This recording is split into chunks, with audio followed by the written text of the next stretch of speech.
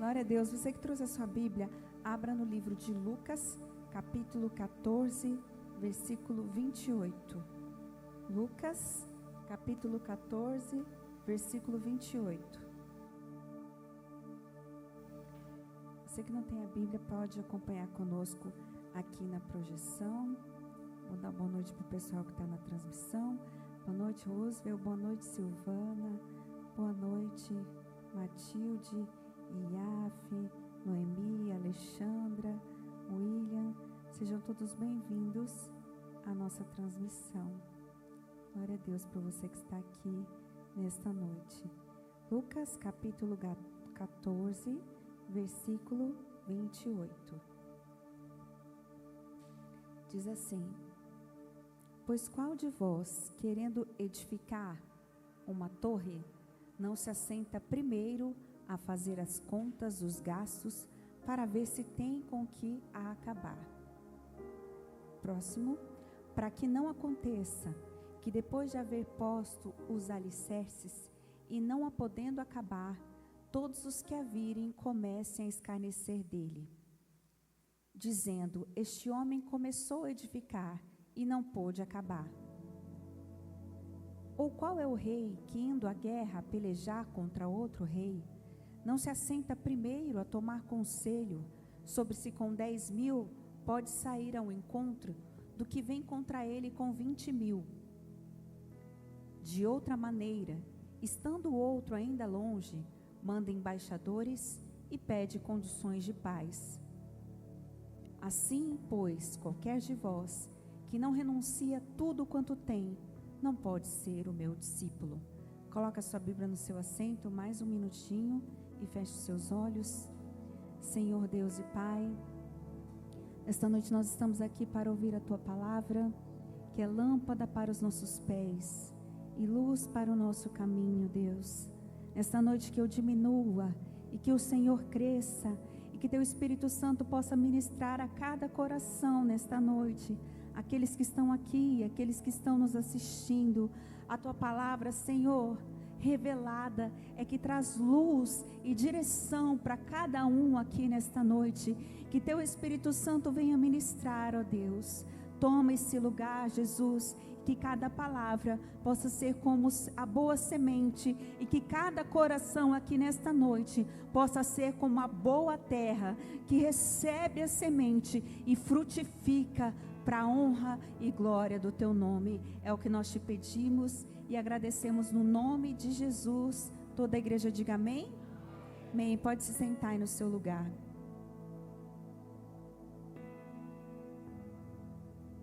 Glória a Deus. Quem está feliz aí, dá um glória a Deus. Amém. Glória a Deus por você que está aqui nesta noite para receber essa palavra do Senhor para o nosso coração. Então, nesta noite, igreja, eu quero falar a respeito desta parábola do construtor da torre. Não sei se já aconteceu com vocês ou só aconteceu comigo, mas não sei se você já se pegou iniciando um projeto com grande entusiasmo e de repente viu tudo se perder. Não sei se já aconteceu só comigo, mas pode acontecer às vezes de você começar um projeto, de você começar algo e não terminar. E você começar entusiasmado e achar que aquilo era um direcionamento para a sua vida. Quando de repente você se vê sem forças, sem recursos, sem condições de terminar e acaba deixando aquele projeto de lado. Então a parábola do construtor da torre, ela nos ensina sobre sabedoria, de contar o custo antes de iniciar qualquer empreendimento significativo. Sabe aquelas pessoas que querem abraçar tudo e acabam não segurando nada? A pessoa que às vezes não tem foco, quer começar várias coisas ao mesmo tempo e não dá conta de nenhuma. E Jesus, ele contou essa parábola durante uma viagem dele para Galileia. Nessa ocasião, Jesus, ele estava acompanhado de uma grande multidão. Mas essa grande multidão era uma grande multidão de pessoas e seguidores superficiais. Não eram pessoas que estavam interessadas em abandonar tudo por Jesus. elas estavam interessadas nos milagres de Jesus. Então era uma multidão de pessoas superficiais. Eles tinham uma expectativa errada em relação a Jesus, porque eles acreditavam que Jesus seria um defensor deles, que ele se voltaria contra o Império Romano, que ele seria um grande líder, que ele viria para guerrear, quando na verdade Jesus ele veio para salvar, para morrer por nós. Então eles tinham uma expectativa errada. E aqui ele está dizendo assim, que toda obra ela começa com entusiasmo, ela começa com alegria, porém ela só vai chegar ao fim se tiver planejamento, se tiver recursos o suficiente e se tiver disposição para que você não pare no meio. Vocês já ouviram a expressão cavalo paraguaio? Quem já ouviu isso, diga misericórdia. O que significa essa expressão, gente? Vocês já andaram em cavalo paraguaio? Você já andou, pastor? Em cavalo paraguaio? Que o pessoal diz assim, né? Nada é contra os paraguaios. Mas que o cavalo paraguaio, ele só tem arrancada. Igual o pessoal fala, que é igual a Coca-Cola, é cheia de gás só no começo, depois murcha, né? Acaba o gás. E dizem assim, que o cavalo paraguaio é assim, ele começa, ele arranca com tudo, de repente ele vai diminuindo a velocidade, né?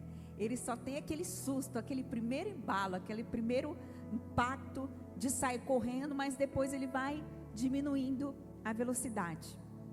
Então, aqui ele está dizendo que é a pessoa que não mede o custo, por isso que ela acaba desistindo antes do final.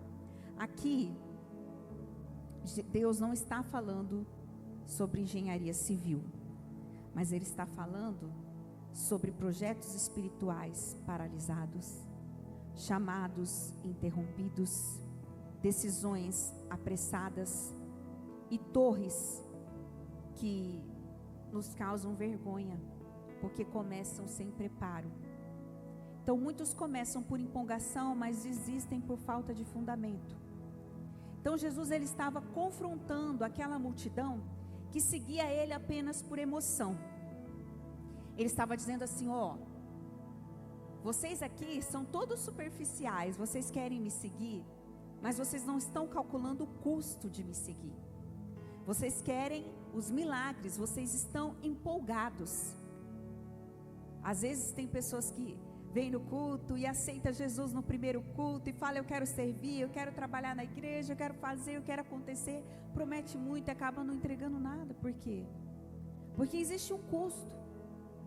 Um custo não digo só, né, material, mas um custo de tempo, de dedicação, de renúncia, de preço.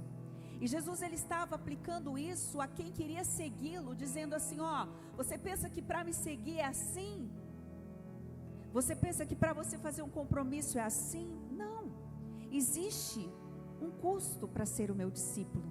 E aí ele está falando que a pessoa que vai construir uma torre, ela faz um cálculo antes. Assim, aquele que quer ser discípulo, ele precisa medir se realmente aquilo que ele quer, para que ele não comece e desvie, para que ele não comece e pare, para que ele não comece e volte atrás na decisão dele. Aqui Jesus estava falando sobre a renúncia, sobre maturidade para ser um discípulo. Então não basta a pessoa, eu quero exercer um ministério. Não basta ela cantar bem, não basta ela tocar bem, não basta ela falar bem. É o preço que ela vai pagar de vida. Porque uma pessoa que ela se alista, ela se propõe a ser um pastor, qualquer coisa que ela fizer de errado, qualquer coisa que ela tomar de errado para a vida dela, na postura, nos lugares que ela caminha, ela vai envergonhar o nome de Jesus, porque ela carrega o nome de Jesus. Então ele tem que ter um preço de vida, para que você não chegue na igreja um dia, está aberta, no outro domingo está fechado, porque o pastor não está bem, para que não comece as coisas e desista no meio do caminho.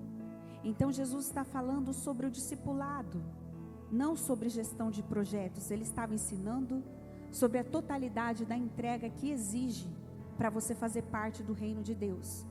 É muitas vezes abrir mão de sonhos, coisas que você desejava construir. Algumas vezes eu já quis coisas que Deus me disse não, e outras vezes eu não queria levantar determinadas torres, mas Deus falava que era para mim.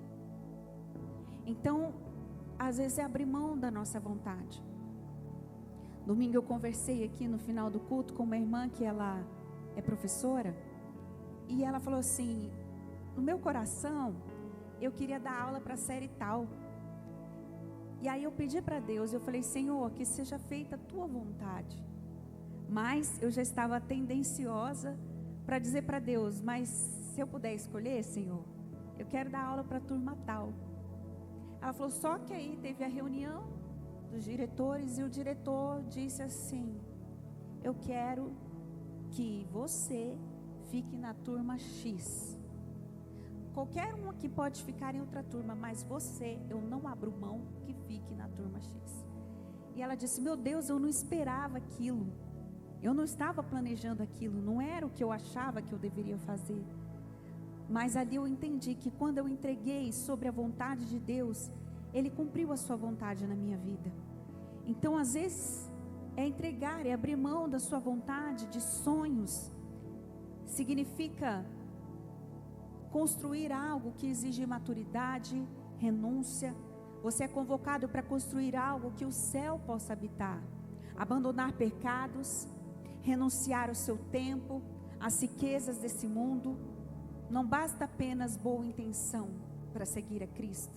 Você tem que saber o preço que isso vai exigir de você, o sacrifício que isso vai exigir de você.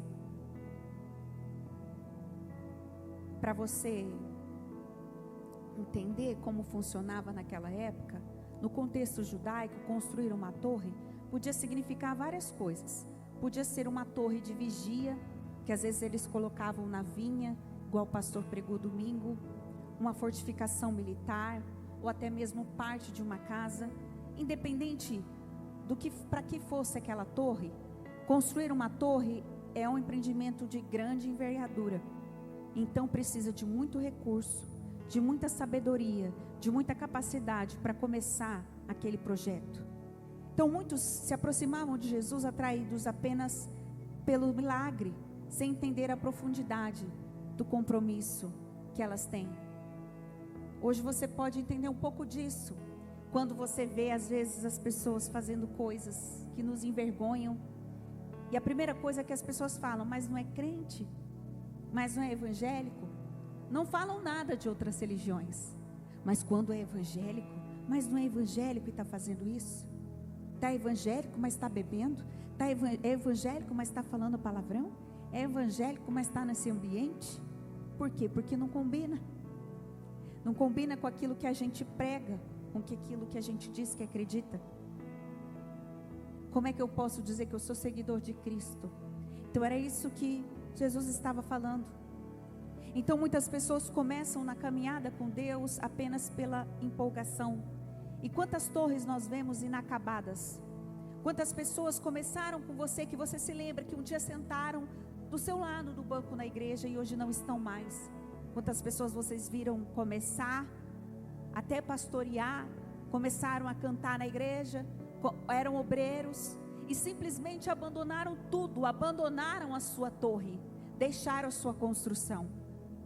Embora essa mensagem de Jesus, ela fale sobre torres, aqui se você entender que para você começar a construir uma torre, você juntar recursos, materiais, tempo, para que você tenha sucesso nessa construção, você precisa estabelecer prioridades. Por onde eu vou começar? Quanto tempo eu vou gastar? O quanto eu vou ter que economizar? Você vai precisar traçar um plano. Só que eu digo para você, a principal coisa que você tem que se preocupar é estabelecer prioridades na sua vida espiritual. Por quê? Porque se você não tem disciplina com Deus, a chance do seu projeto fracassar é grande. Então, vamos começar aqui estabelecendo prioridades. Embora Jesus esteja falando especificamente, ele continua essa parábola depois dele falar da grande ceia, das pessoas que recusaram o convite, e uma parábola segue a outra. Então é dentro desse contexto, mas embora Jesus esteja falando do preço para ser um discípulo, essa é uma parábola que se aplica para a vida, todas as áreas das nossas vidas. Tamanha sabedoria de Jesus aqui. Isso pode ser aplicado para qualquer área da nossa vida. Então, qualquer empreendimento que você for fazer, qualquer projeto que você tiver na sua vida, aqui ele está dizendo, você precisa estabelecer prioridades. Então, vamos começar pela vida espiritual. E tem gente que quer, eu quero construir isso, eu quero conquistar isso, eu vou começar a trabalhar muito, eu vou conquistar. Só que dentro do seu projeto não tem tempo para Deus. Dentro do seu projeto não tem tempo para o culto.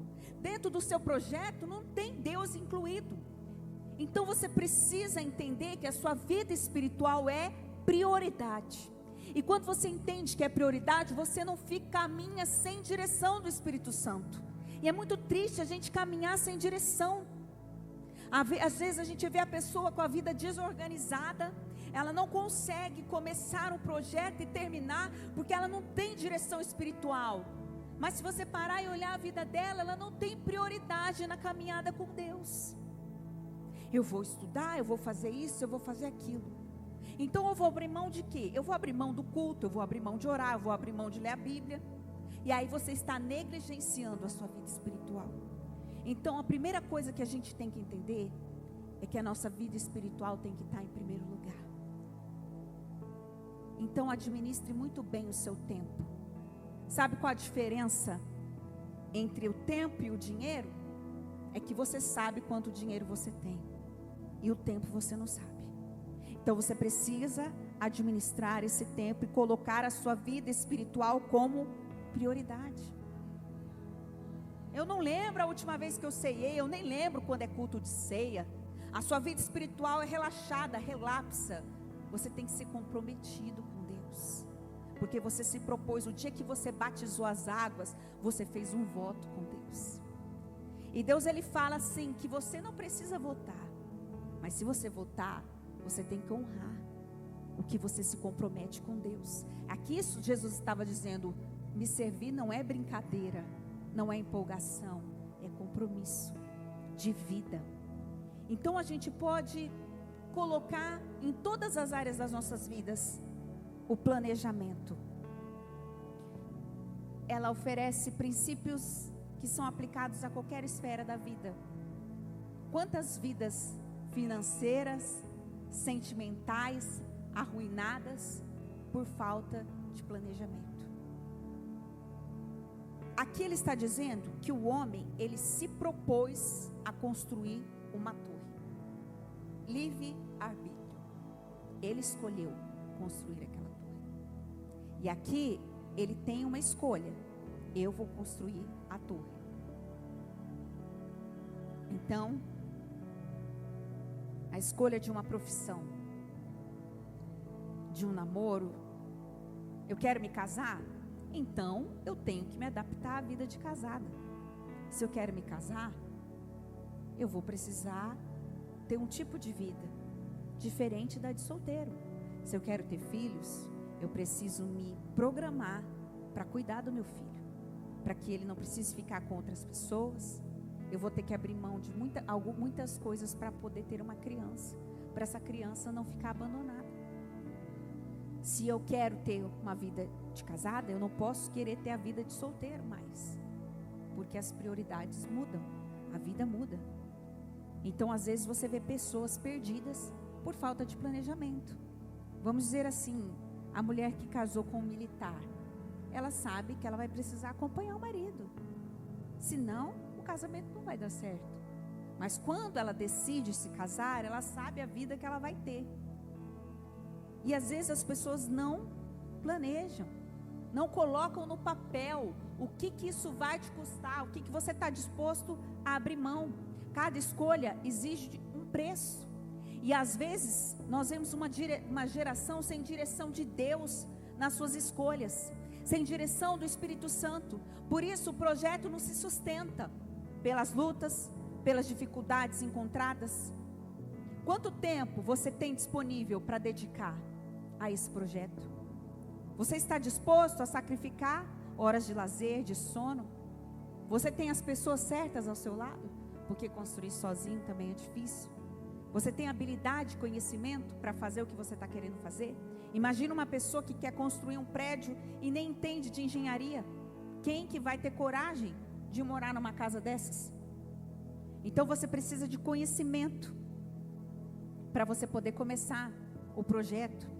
Então tem várias coisas que você tem que sentar e calcular para saber se é isso realmente que você quer da sua vida. Eu quero ser missionário, eu quero viajar ao mundo, então não vou casar, não vou ter filhos, para não largar abandonado. É essa torre que eu escolhi, então eu tenho que entender o preço que isso tem.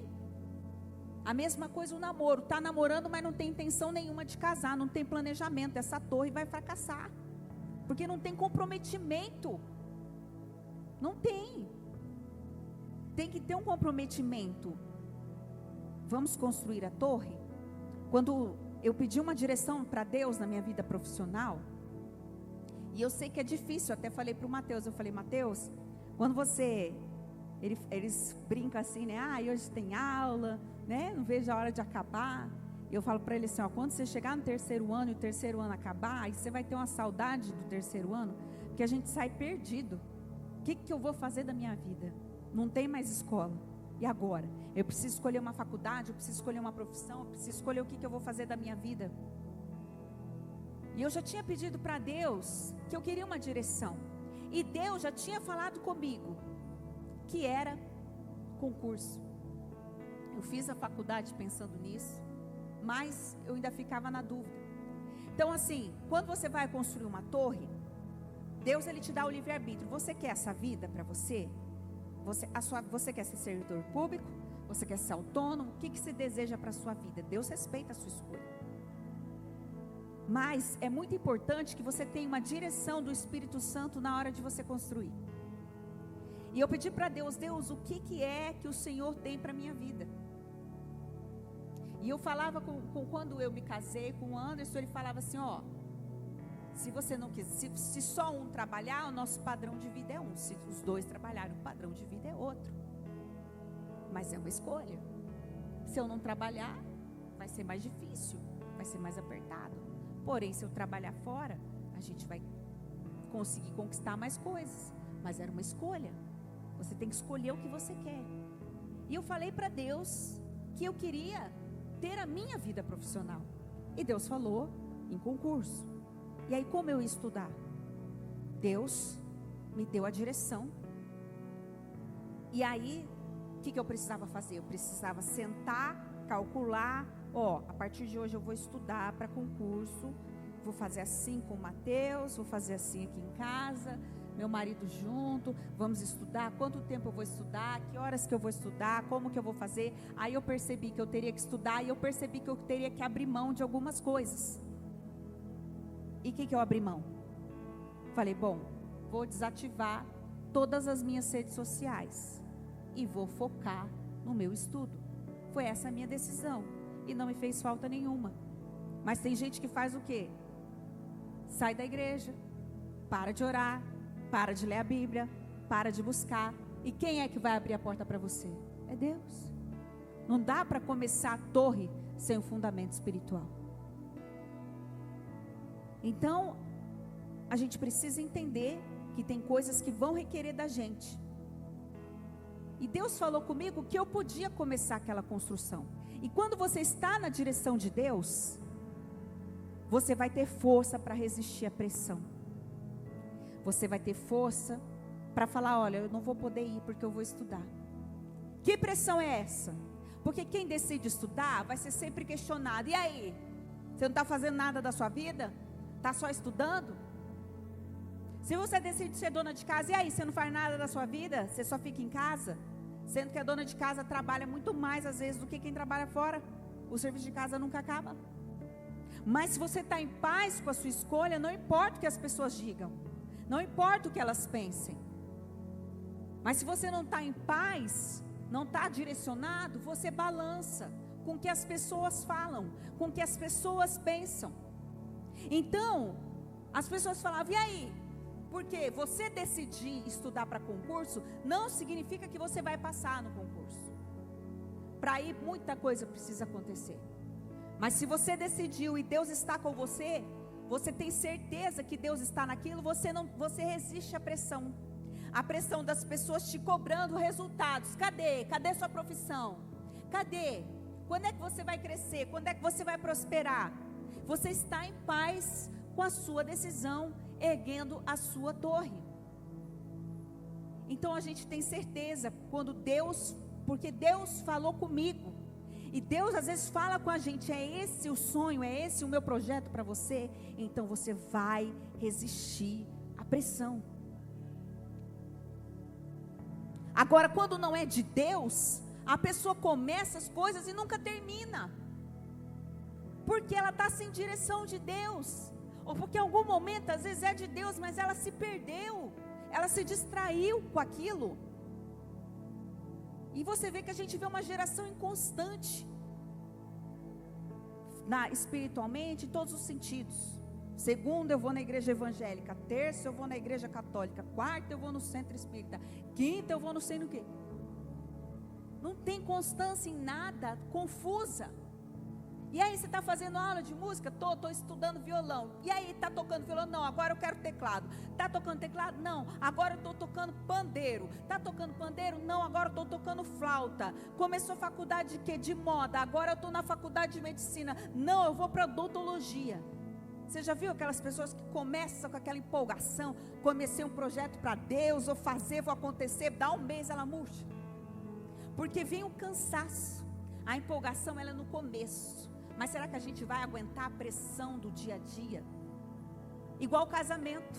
Você casa, você está apaixonado, né? Você está empolgado. Aí o dia a dia, os problemas, a pessoa, não quero mais. Quando ela começa, ela não calcula e ela não termina. Então a gente precisa ter direção de Deus nas nossas escolhas. Para que a gente não sofra. Para que a gente não comece as coisas e não termine as coisas. Será que a gente vai ter a perseverança quando esse entusiasmo acabar e vier o dia a dia? Igual quando a pessoa compra um carro novo, ela fica numa empolgação, quer lavar o carro todo dia, quer encerar, né? Ai, meu carro. Ai, dali a pouco esqueceu o carro. Tudo que é novidade. Ai, meu celular novo, nem dorme, fica mexendo. Ai, aquela empolgação, daqui a pouco nem liga para o celular, larga o celular de lado, igual o brinquedo, né?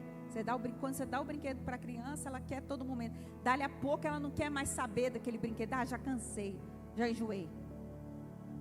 Então o entusiasmo, ele acaba. Você está empolgado, acaba. Tem dia que você não está animado. Eu falava, não, Deus, eu quero trabalhar, eu quero ter a minha vida. Aí tem dia que eu chego tão cansada do trabalho, que às vezes eu falo, Deus, eu só queria ficar em casa batendo um bolo. Né? Às vezes a gente fica cansado. O entusiasmo acaba. No começo é tudo, né, um mar de rosas. Olha que maravilha. Mas eu sei que Deus me colocou ali. Então, se você tem certeza que aquilo é de Deus, as misericórdias do Senhor se renovam a cada manhã.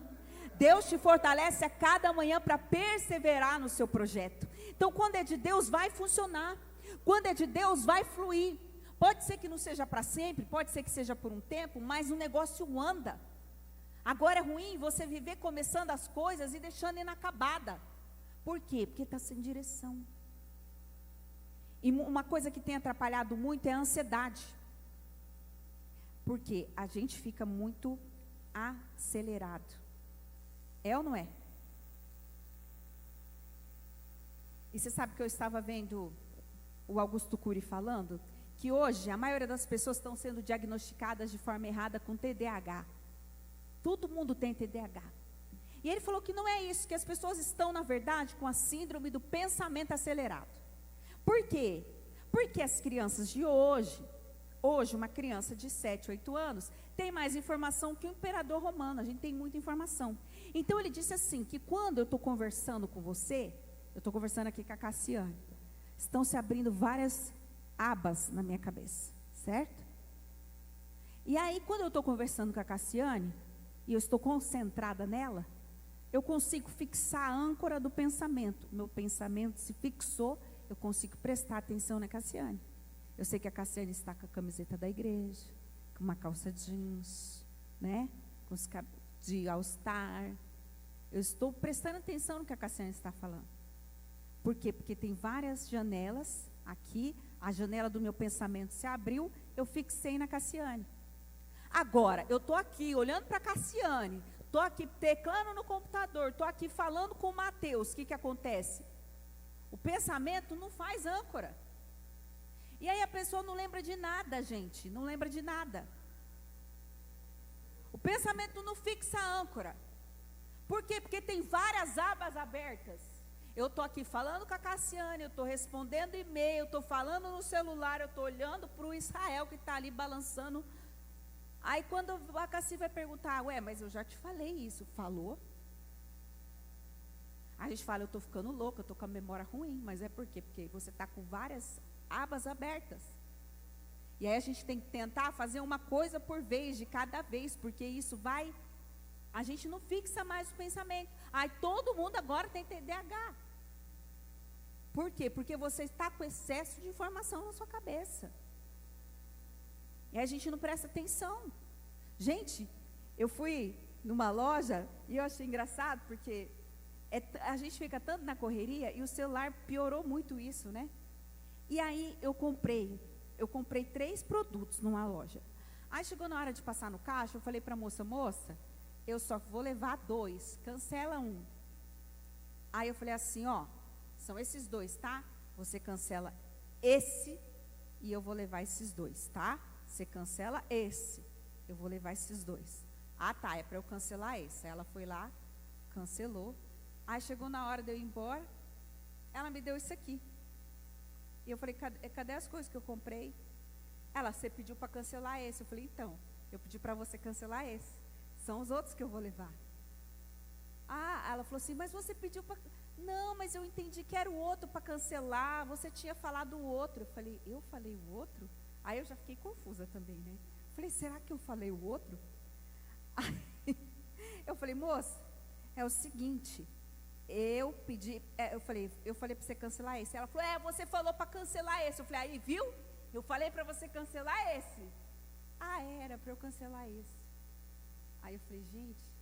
Aí ela falou assim, ai meu Deus, eu cancelei o errado. E aí eu não sabia se eu pedia desculpa, se ela pedia desculpa. Aí ela falou assim, olha, falou para aquela colega dela, olha, eu não estou bem hoje, que eu não estou conseguindo nem raciocinar. Ela não sabia nem o que fazer comigo. Chamou a gerente, aquela fila enorme, para ela saber o que ela ia fazer com o meu caso. Que ela estava tão perdida. Eu falei, gente, aonde é que está a âncora do pensamento dessa mulher? Foi para onde? Ela não está nem prestando atenção no que ela está fazendo. Cancela esse. Aí ela passou só esse. Aí a moça falou assim, não, você sim, ela já pagou, então você só passa isso aqui, o que ela quer levar, e desconta do que ela já pagou. Mas a pessoa não consegue nem raciocinar, porque as pessoas estão tão ansiosas, confusas, com um desassossego na alma. É falta de direção. Porque ela está tão ansiosa, eu preciso mostrar minha torre. Eu quero que Deus me prospere para eu mostrar para minha família que eu sou capaz. Eu quero que Deus faça para eu mostrar para o fulano. Deus não está preocupado em impressionar ninguém, gente. E às vezes a gente está preocupado em construir torres para mostrar para as pessoas. Ansioso, ansiosa. Ah, porque o fulano já casou e eu não casei ainda, eu preciso casar logo. Ah, porque o fulano já tem filho e eu não tenho ainda, eu tenho que ter logo, e fica se comparando e fica se desesperando para começar construções que não vão para frente, porque estão sem direção. E a ansiedade é uma péssima professora. Eu lembro de uma vez que uma pessoa ouviu ficou sabendo que eu tinha me matriculado na faculdade, desesperou e falou, não, eu tenho que fazer também, se a Karen está fazendo, eu tenho que fazer também. Qual faculdade ela está fazendo? Foi lá, se matriculou na mesma faculdade, desesperou, moveu o céu e terra, começou. Pergunta se terminou. Não terminou. Por quê? Vai no desespero, na ansiedade. E isso tem roubado muito da gente.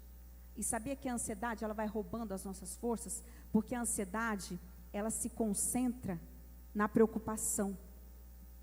A ansiedade, ela concentra a sua vida em ficar preocupado o tempo todo. Chega na hora de você executar algo, você não tem força, você está cansado, você está esmorecido. O Salmo 38, verso 8, ele descreve a sensação da ansiedade. Salmo 38, verso 8, diz assim: estou fraco e muito quebrantado, tenho rugido por causa do desassossego do meu coração. Está com o coração conturbado, está com o coração atribulado, está com o coração perturbado. E o próximo diz: Senhor, diante de ti está o meu desejo, e o meu gemido não te é oculto. O meu coração dá voltas, e a minha força falta. Quanto à luz dos meus olhos, essa me deixou. Então o coração fica dando volta. Eu tenho que prosperar, eu tenho que fazer, eu tenho que acontecer. A pessoa entra num desespero de começar a construir a torre desesperadamente, com ansiedade, com pressa, se comparando com as pessoas. Deus tem um tempo perfeito dele. As coisas acontecem no tempo de Deus, na hora de Deus. A gente não tem que se desesperar. E aí o coração fica inquieto, desassossegado e dando voltas. E aí você não consegue se firmar. Nós temos que aprender a aquietar a nossa alma no Senhor. E aí o salmista termina dizendo no 15: porque eu espero em ti, Senhor, e tu me ouvirás. Nós temos que acalmar o nosso coração, de viver nesse desespero por resultado, nesse desespero por coisas materiais, nesse desespero por começar a erguer torres. A prioridade é a nossa vida espiritual, mas nós temos que pensar. Se a gente começa algo e não termina, você está gastando tempo e energia à toa. Então busque a direção de Deus. Assim como tem gente que não começa nada porque é perfeccionista demais, fica esperando o tempo exato para tudo. Aqui a palavra não diz para você não fazer, ele diz para você sentar e calcular, e não sentar e nunca começar. A palavra não é um convite para você desistir, mas é para que você tenha consciência dos desafios que você tem que enfrentar para conseguir o que você quer. Seja nas pequenas coisas. Quando a gente planeja, a chance de dar certo é muito maior. Claro que às vezes você vai fazer planos, mas às vezes eles não vão dar certo como você deseja. Porque o homem tem um plano, mas a resposta, a palavra certa vem do Senhor. Mas se você tem logística para fazer as coisas, a chance de dar certo é muito maior. Às vezes você vai viajar, eu quero descansar de férias, você vai para onde? Vou para a casa daquele meu parente, que é encrenqueiro, Você vai viajar de férias? Vou levar aquela minha amiga que é mala junto. Você vai viajar de férias, tem certeza? Aí chega, deu tudo errado, a viagem foi horrível. Também, meu irmão. Você começou uma torre que só pela misericórdia, hein? Aí a pessoa quer viajar, não faz revisão no carro, pneu tudo careca, tudo capengando, e quer ir para São Paulo de carro. Não, vou para o Nordeste. Tem gente que vai para o Nordeste de carro, sabia? Com carro, com pneu careca. Aí acontece uma desgraça na estrada, é o inimigo. Cadê o planejamento? O carro está sem condições. Não, porque agora eu preciso comprar aquele sofá, aquele celular, está todo mundo comprando, mas eu estou no vermelho, mas está comprando, mas eu estou, está comprando. Será que isso é prioridade agora? Então Deus está falando aqui de gente que administra mal.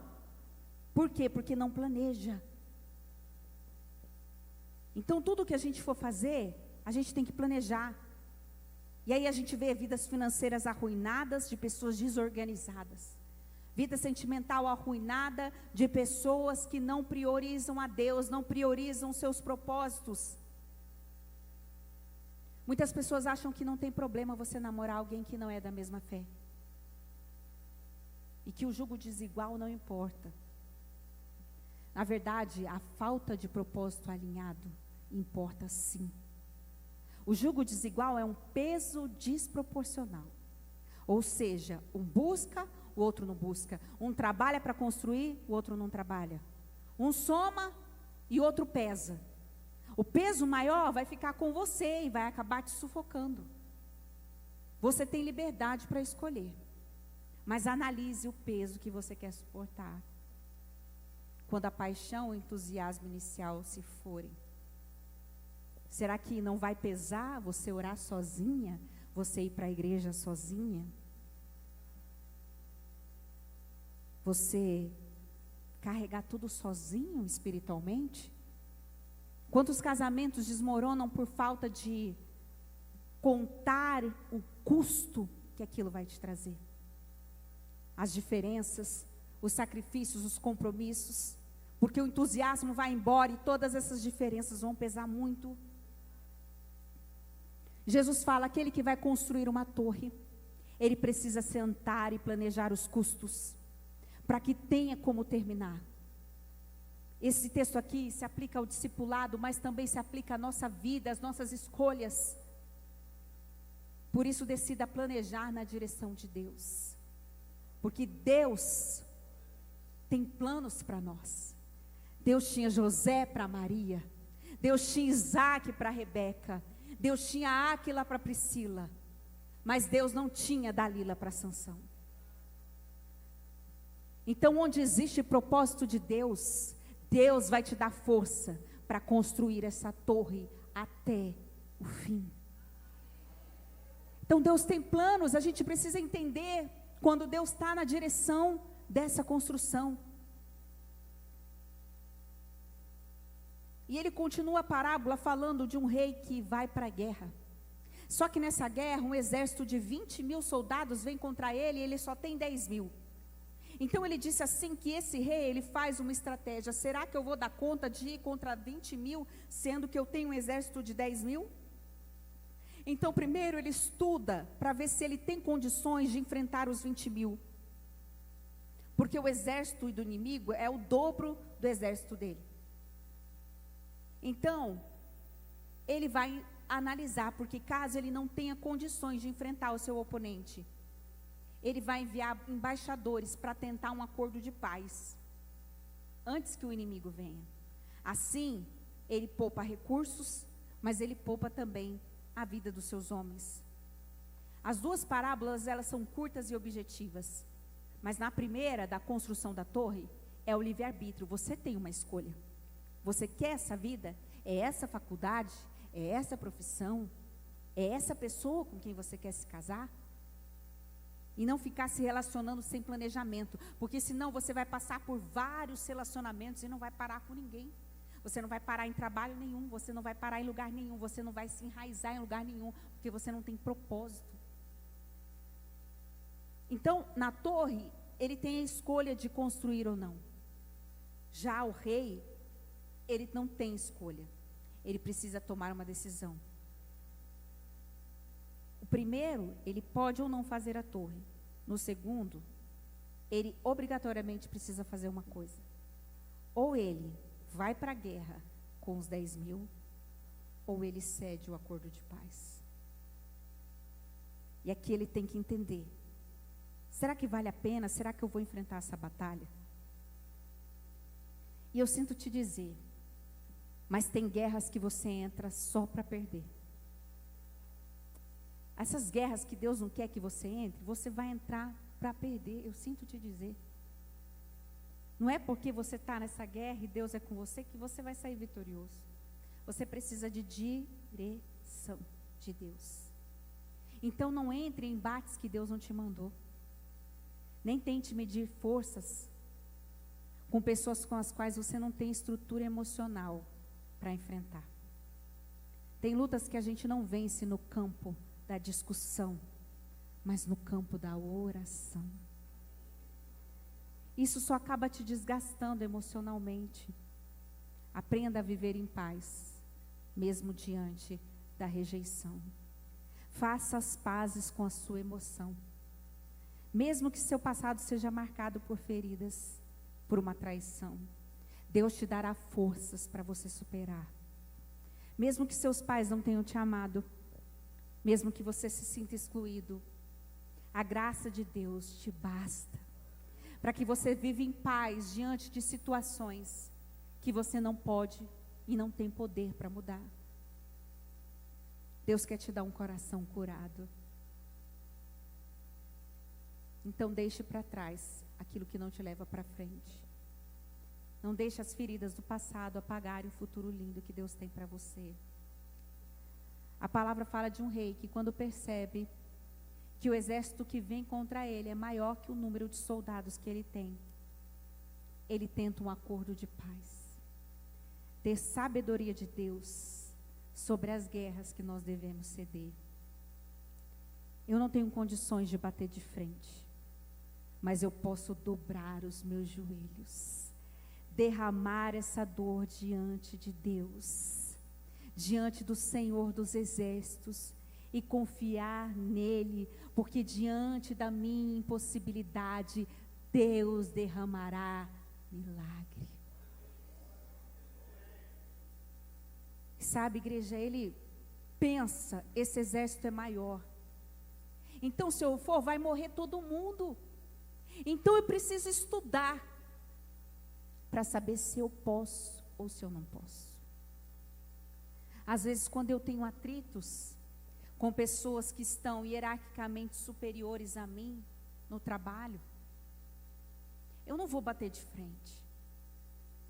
Eu tenho 10 mil, ele tem 20 mil. Ele é líder, eu sou liderado.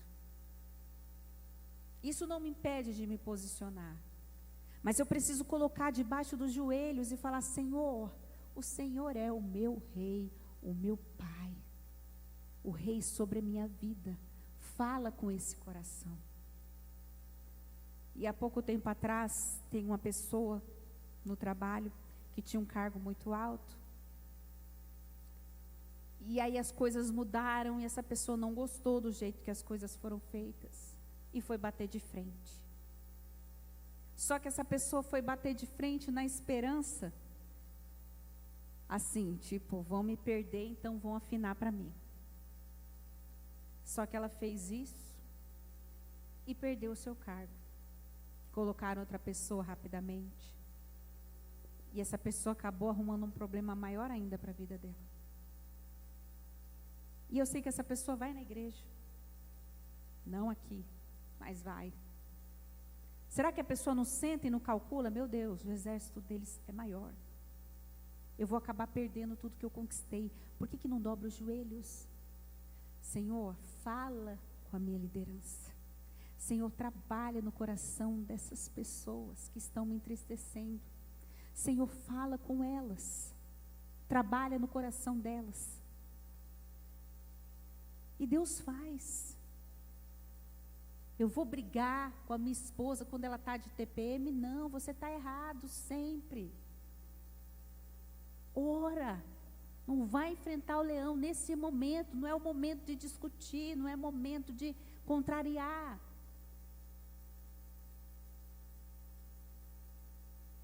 E aí a pessoa às vezes não calcula, como diz o pastor sempre fala, não mede o fubazinho dela.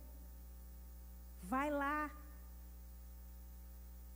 Espera aí, eu não posso contra esse exército, então preciso fazer um acordo de paz. E aqui eu estou falando de fazer as pazes com as suas emoções, por quê? Porque às vezes a gente vive em conflito, porque aquela pessoa te rejeita, porque as pessoas da sua família não te amam, porque aquela pessoa te excluiu, porque aquela pessoa te traiu, e a gente fica preso ao passado, preso ao que nos fizeram, preso ao que não deu certo. Então aqui não é necessariamente você fazer um acordo de paz com aquela pessoa, mas é parar de bater de frente com aquilo que te destrói emocionalmente. Eu sei que eu não vou dar conta de bater de frente com o meu pai, de bater de frente com a minha mãe. Então o que eu vou fazer? Eu vou orar, colocar diante de Deus, para que as minhas emoções tenham paz, para que eu saiba viver em paz, mesmo sabendo que tem pessoas que me rejeitam, mesmo sabendo que tem pessoas que não querem paz comigo. Eu vou viver em paz com o que se frustrou lá atrás.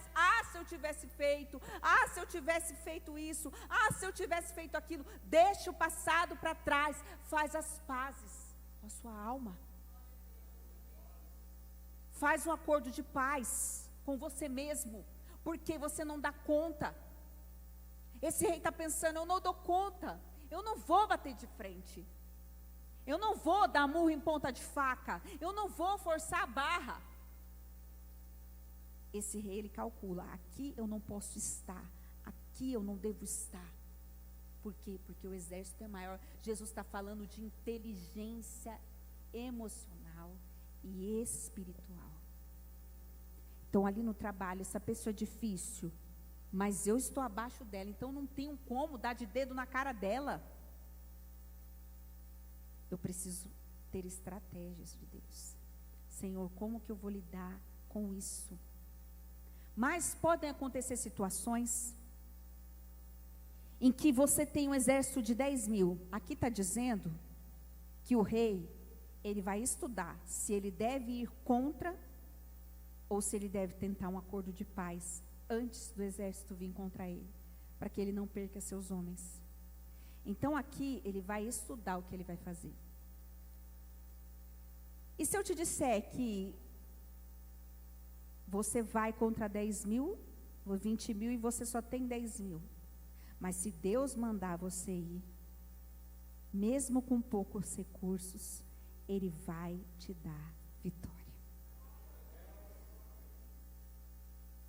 E você vai ver inúmeras vezes na Bíblia situações em que o exército do povo de Deus é sempre menor do que o do inimigo, porque a glória é de Deus e não do exército. E Lucas, ele descreve isso.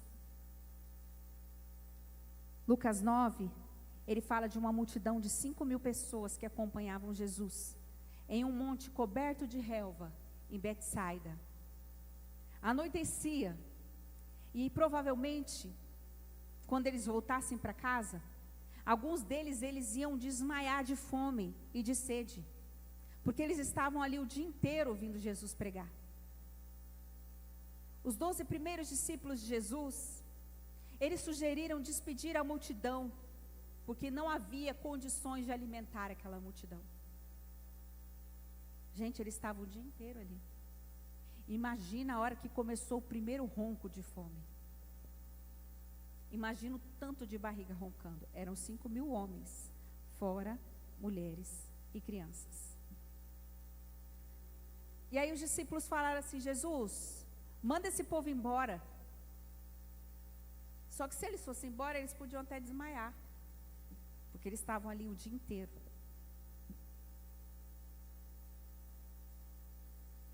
Onde você se vê com poucos recursos para realizar os seus sonhos, mas se foi Deus que colocou no seu coração, Jesus pode operar grandes coisas a partir de pequenos recursos. Deus pode transformar a escassez em abundância, pode multiplicar e abençoar tudo aquilo que é colocado nas mãos dele. Eu tenho pouca força, eu tenho poucas probabilidades, mas Deus não precisa de probabilidades. Deus age na impossibilidade. Jesus estava ali diante de uma multidão de 5.000 homens que se assentaram na relva para ouvi-lo. E os discípulos queriam despedir aquela multidão faminta e cansada. Eles achavam que Jesus não tinha condições de alimentá-los. Eles estavam enganados. Você já parou para pensar que você pode estar enganado, enganada, Eles achavam que Jesus não tinha condições de alimentá-los. Você parou para pensar que você pode estar enganado, enganada, achando que Jesus não pode mudar a sua história, que Jesus não pode tocar no coração daquela pessoa na sua casa, que Jesus não pode reverter essa situação que você está vivendo hoje? Eu quero te dizer, você pode estar enganado a respeito de Jesus, limitando o poder dele na sua vida. Sabia que você pode estar enganado ou enganada? Filipe diz: Jesus, não, nós não vamos conseguir alimentar esse povo todo, nós não temos dinheiro para isso. E às vezes os problemas vão aumentando, as dívidas vão aumentando, mas hoje Deus te diz: erga a cabeça, enfrente com fé e determinação esse momento que pode ser superado com a ajuda de Jesus. Jesus, temos um problema, o que vamos fazer?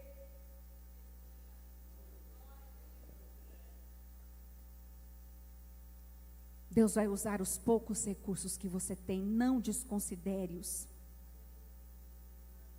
Aí vem o André, que é o Relações Públicas de Jesus, e fala: Jesus, no meio dessa multidão toda, tem um menino aqui que tem 5 pães e 2 peixinhos. Mas é pouco, né, Jesus? O que a gente vai fazer com 5 pães e 2 peixinhos? Não é o suficiente. Mas entenda que o fato de André considerar aqueles 5 pães e 2 peixinhos já está abrindo espaço para um grande milagre. Imagina se André não considerasse aqueles 5 pães e 2 peixinhos, não seria fonte de bênção. Então às vezes você está desconsiderando os seus recursos. Ai, porque eu tenho pouco recurso. Ai, porque eu não sou capacitado, porque eu não sou suficiente, porque eu não tenho o suficiente, porque no meu trabalho é difícil prosperar. Pare de menosprezar os seus pequenos recursos, coloque-o nas mãos de Deus. Nas mãos de Deus o pouco é suficiente. Deixa Ele trabalhar. Eu quero que a torre seja assim. Deus está falando: não, vai ser assim. Creia. Então Jesus pega os 5 pães e os 2 peixes e olha para o céu. E quando Jesus olha para o céu, Ele abençoa, Ele coloca diante de Deus, abençoa seus poucos recursos. Não importa se você tem pouca fé, se você está numa situação difícil, é pouco, mas apresenta diante de Deus, consagra diante de Deus. Jesus pega aqueles 5 pãezinhos, pega aqueles 2 peixinhos, consagra, apresenta diante de Deus. E o que Ele faz? Ele parte aquele pão. Meu Deus, Jesus está partindo aquilo, vai ficar menor ainda esse pão, mas quando Ele parte, às vezes Ele parte nossas expectativas, Ele parte as nossas vontades, Ele parte os nossos ideais, para que Ele possa fazer um grande milagre. Às vezes você fala: Jesus, era para multiplicar, e Jesus está quebrando, e está amassando, e está dividindo diante daquela multidão. Então Ele pega um pão, e eu imagino Jesus pegando aquele pão e dividindo e soprando, outro, não parava de sair pão daqueles 5 pães e 2 peixinhos. Você imagina essa cena? Você imagina aquele pouquinho ali nas mãos de um grande Deus? De repente é um, é outro, é outro, é outro, é outro. A multidão não estava acreditando naquilo que eles estavam vendo. Não parava de sair pedaços. Eram 5.000 homens, fora mulheres e crianças. E a palavra de Deus em João 6,5 diz que todos se alimentaram e sobrou 12 cestos cheios. Tudo aquilo que você coloca diante de Deus, Ele multiplica na sua vida. Coloca diante de Deus. Coloca os seus projetos diante de Deus. Coloca a sua vida diante de Deus. Coloca os seus sonhos diante de Deus. Às vezes a gente está mais preocupado em ser intenso do que ser constante. Nem sempre você vai vir para o culto saltitando de alegre. Nem sempre as suas orações serão intensas. Muitas vezes você vai orar sem vontade. Mas se isso é uma disciplina, se você é constante, você entende que você precisa fazer isso para fortalecer o seu espírito. Você entende que tem um inimigo da sua alma que não quer que você busque. Coloca diante de Deus. Jesus não desperdiça nada. Entenda que até o tempo da multiplicação e o tempo deles se alimentarem, teve uma organização.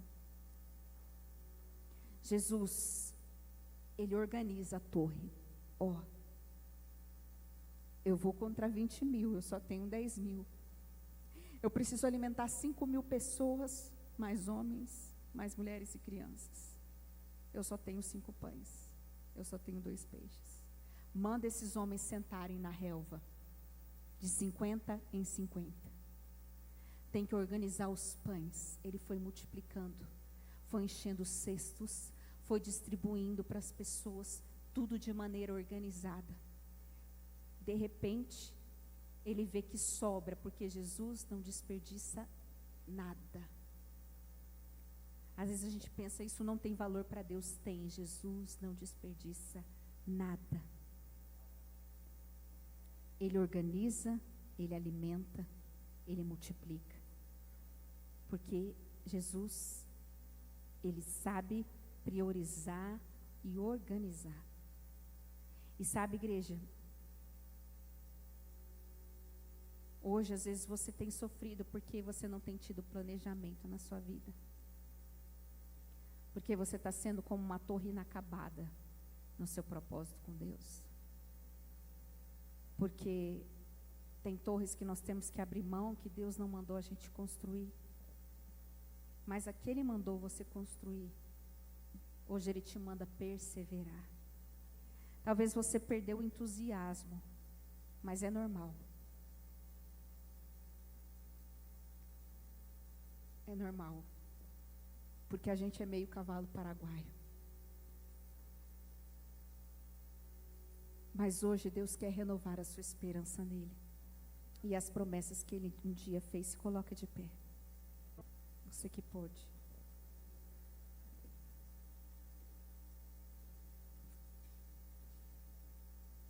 Deus, Ele que começou a boa obra na sua vida e Ele vai terminar. Eu não tinha recursos para estudar suficiente, para fazer os melhores cursinhos, mas eu fiz o que eu pude. Eu fiz o curso mais barato que tinha, porque eu coloquei diante de Deus e falei, Senhor, eu vou fazer o meu melhor, dentro do melhor que eu possa ter do Senhor. E Deus, Ele multiplicou. Então, todas as vezes que eu tenho oportunidade de testemunhar, lá no meu trabalho, de pregar a palavra, eu falo, eu só estou aqui, porque Jesus, Ele ergueu essa torre comigo. Porque Jesus, Ele começou a boa obra. Porque eu não tinha condições. Eu nem acreditava em mim mesma. Mas Deus acreditou. E se Deus falou para você, vai, constrói essa torre, não tenha medo de construir. Não tenha medo de começar. Comece. Comece. Mas se você está construindo algo e você está desanimado porque tem várias torres que você começou e parou, isso vai trazer uma sensação de tristeza e peso no seu coração, porque você não está tendo foco. Foca na sua vida espiritual. Foca no que Deus te entregou e deixa o resto com Ele. Deixa Ele te prosperar, deixa Ele fazer crescer essa torre, deixa o Senhor trabalhar. E às vezes a gente não deixa. A gente não deixa Deus trabalhar, a gente não confia, a gente não espera. Quantas torres inacabadas estão aqui, pessoas que começaram seu ministério e pararam. Pessoas que não acreditam mais em si mesmas. Pessoas que começaram torres com o Senhor e abandonaram. Pessoas que têm começado tantas coisas e nada terminam nas suas vidas. Chegou a hora de Deus mostrar o projeto que Ele tem para você. Chegou a hora de você buscar intensamente e descansar no Senhor. Parar de se comparar com pessoas. Parar de apressar as coisas. Parar de se agoniar pelas coisas. Descansa no Senhor. Descansa sua alma hoje no Senhor. Ele quer te fortalecer para que você possa esperar nele e ter direção dele para a sua vida, porque é Ele que nos dá força para construir. Hoje Deus quer te mostrar o projeto dele para a sua vida. Dizer: filho, você não está sozinho. Eu estarei lado a lado contigo nessa construção. Eu estarei contigo. Deus vai te dar sabedoria para entender qual foi a torre que Ele mandou você construir. E vai te dar forças para terminar. Porque Ele é um Deus de obras completas. Quando eu olho para os meus projetos, eu confesso, fica tão difícil acreditar.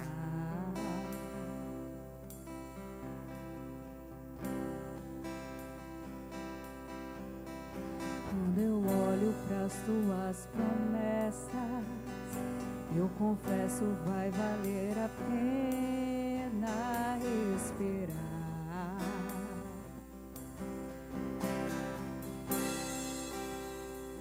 Pois eu sirvo um Deus que é tão grande, em apenas um instante faz o impossível se materializar. O meu Deus não faz pela metade, não vou viver uma parte, por completo Ele fará. Eu vou viver a totalidade da promessa. O Deus de obras completas vai fazer cumprir na hora certa. Não vou temer.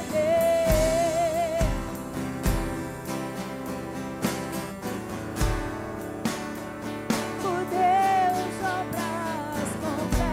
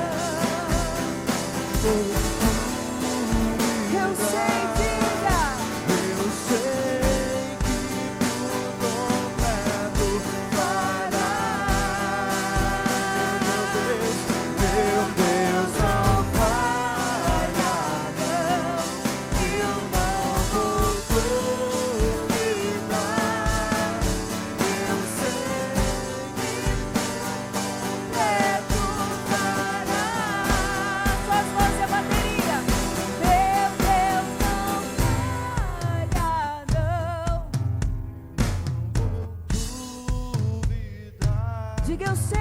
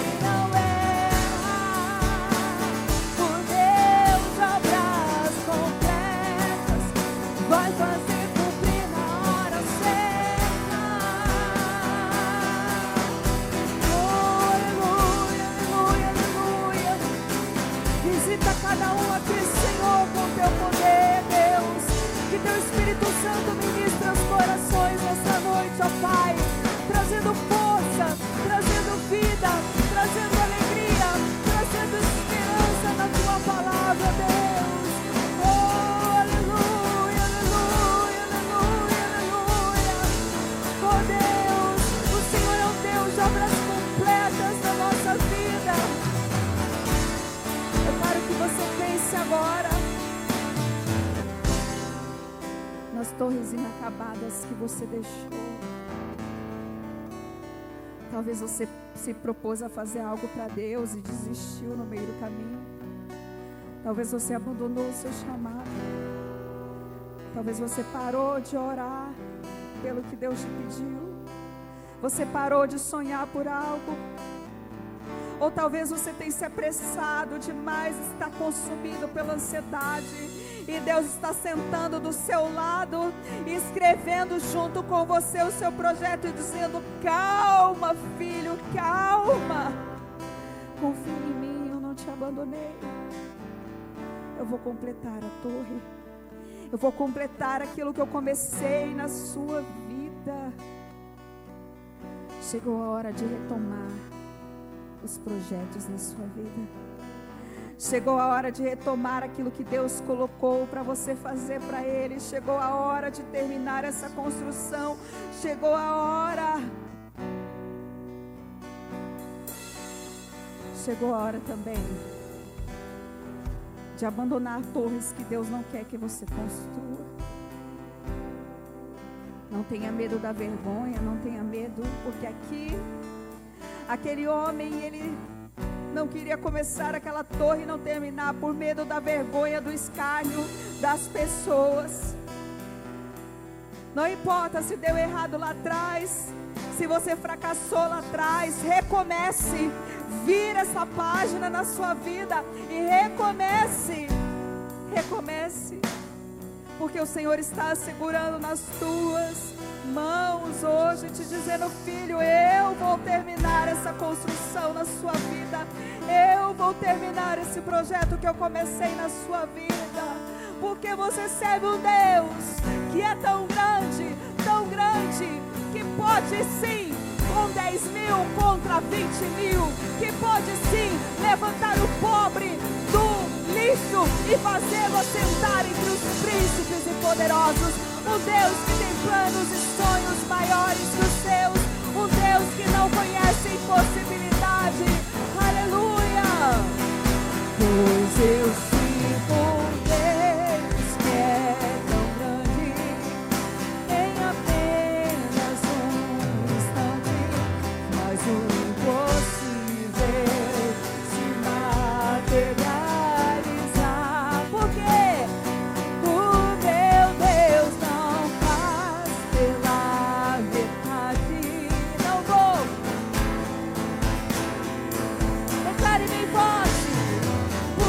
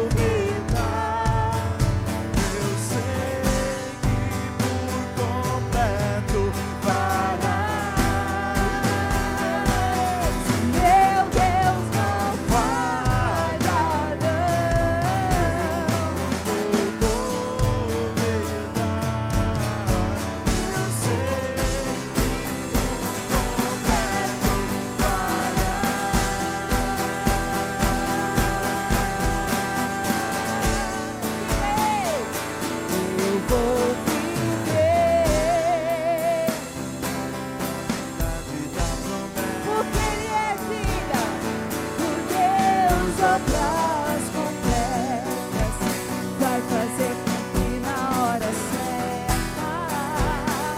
Eu não vou temer.